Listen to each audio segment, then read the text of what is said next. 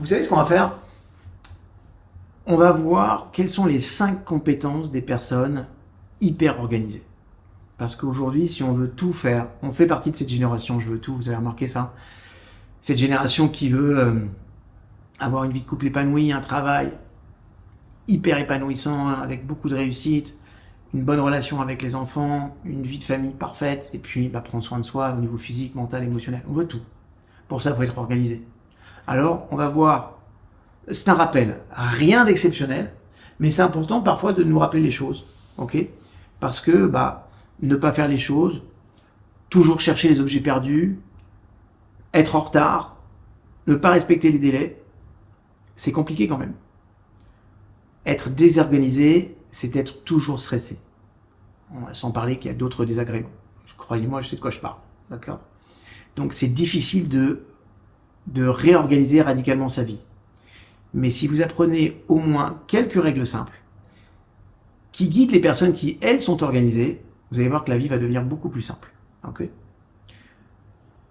Le chaos qui règne sur votre bureau ne vous empêche peut-être pas d'être inspiré. Ça ne vous empêche pas de créer.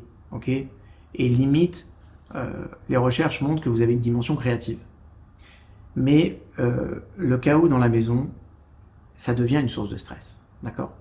Donc, c'est pas si difficile d'y faire face. Il suffit d'adopter les habitudes de ceux qui mettent de l'ordre dans leur vie. D'accord?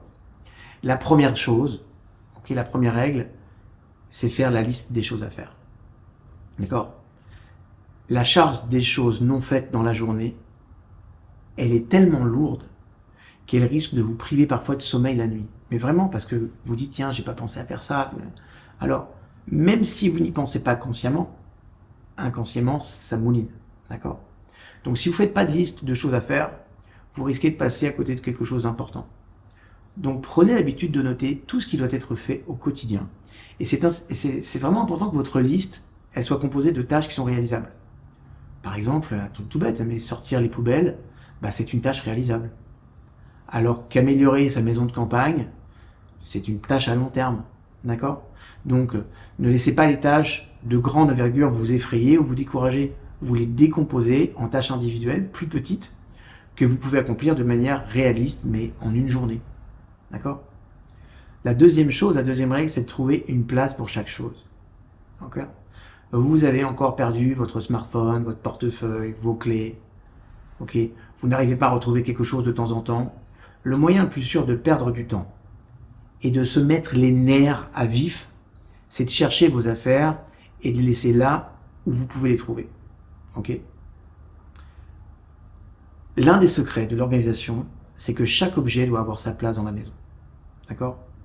Par exemple, placer un plateau à affaires. Okay? Mettez dans l'entrée une petite boîte. Moi, dans l'entrée, on a une petite boîte, c'est que pour les clés. On sait que quoi qu'il arrive, si une personne trouve une paire de clés, c'est déposé ici. D'accord? Et ça peut être la même chose pour votre portefeuille. D'accord? Chargez vos gadgets lorsque vous ne les utilisez pas. Okay? Vous serez étonné de voir à quel point vous arriverez plus vite au travail le matin si vous n'avez pas à chercher vos affaires. Okay? Parce que parfois, ça peut vous coûter beaucoup de temps. Troisième point, et ça peut vous étonner, c'est être décisif. Une personne qui est organisée, elle sait prendre des décisions rapidement. Okay? Que ça soit des meubles ou planifier un repas de vacances, les personnes qui sont organisées, elles savent faire des choix rapidement et elles s'y tiennent.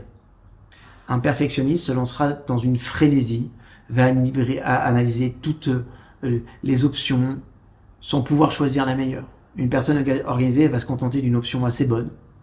Et cette compétence, ça lui permet de répartir son temps de manière efficace. Donc ça, c'est plutôt judicieux. Okay? Quatrième règle, de se débarrasser des choses inutiles. Pensez à la quantité de choses inutiles qui sont accumulées chez vous. On s'en rend compte quand on déménage. Okay? Et en Feng Shui, c'est très mauvais en plus, sachez-le. Il y a probablement dans votre armoire des vêtements que vous n'avez pas portés depuis longtemps. Ou cette montagne de magazines sur votre table basse. Êtes-vous sûr qu'un jour vous les lirez? Donc vous prenez un sac poubelle, okay, vous jetez tout ça ou vous les donnez, c'est ce qui est encore de mieux. Okay, et en tout cas, mettez-y tout ce que vous n'utilisez pas. Si vous avez des doutes sur vos vêtements, je vous donne une technique. Jour après jour, vous accrochez séparément les vêtements que vous portez. D'accord? Et bien très vite, vous saurez quels sont les vêtements dont vous n'avez plus besoin. C'est comme ça que ça marche. Et puis, 5e règle, et ça c'est une règle très importante, vous devez valoriser le temps. Les personnes organisées semblent avoir du temps pour tout. C'est pas parce qu'elles travaillent de plus en plus dur, elles ont un process plus organisé. En tout cas, elles sont conscientes qu'il est impossible de tout faire seul et savent déléguer à ceux sur qui elles peuvent compter. D'accord? Donc si vous n'arrivez pas à faire tout ce que vous devez faire, si vous n'arrivez pas à faire face aux tâches ménagères, trouvez des aides.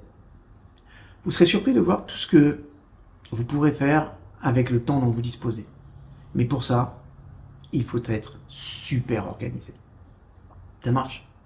Juste dites-moi ce que vous pensez de ces 5 règles et sur ces 5 règles, quelles sont celles que vous utilisez quotidiennement. Ça marche? À la prochaine.